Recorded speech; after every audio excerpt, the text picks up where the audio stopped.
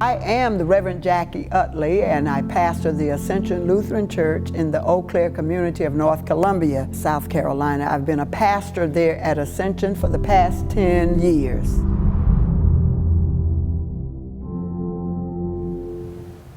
Well, just from knowing the historical background of Swedish and German people, Caucasians, Europeans, bringing this faith to America, none of them were black that I'm aware of, or that I knew of.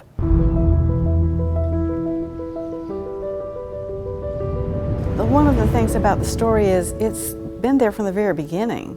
I don't think we sometimes realize that, but the story of black Lutherans in the South is one that's been present from the very beginning of our experience as Lutherans in the South.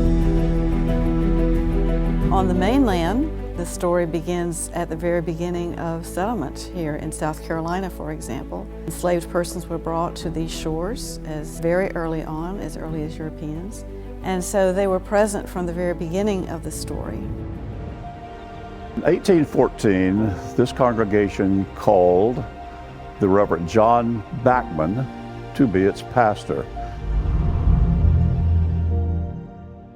He intended to have a ministry with the black community of Charleston. During the peak of this ministry, the black communicant membership of St. John's Lutheran Church was about 200. There are three very significant black leaders who come out of the Charleston area before the Civil War. The first of those is a man named Yehu Jones. Jones was born and enslaved in Charleston, South Carolina.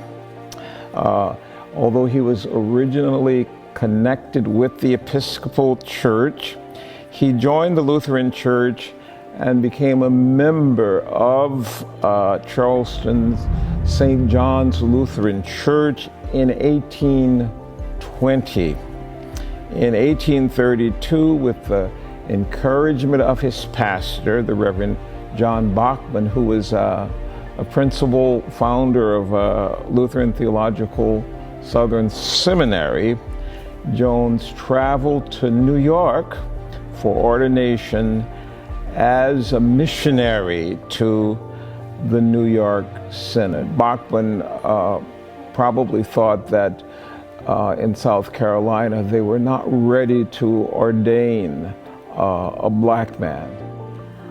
We are not as diverse as churches like the Methodist Church, for example, or even the Presbyterian Church. So I think one of the biggest challenges for African American Lutherans is to feel that they have a place in a denomination that is predominantly white. What has been very important to me is that when we look at 2 Corinthians, and we find that we are ambassadors for Christ. We come together under the reconciling spirit of the Lord.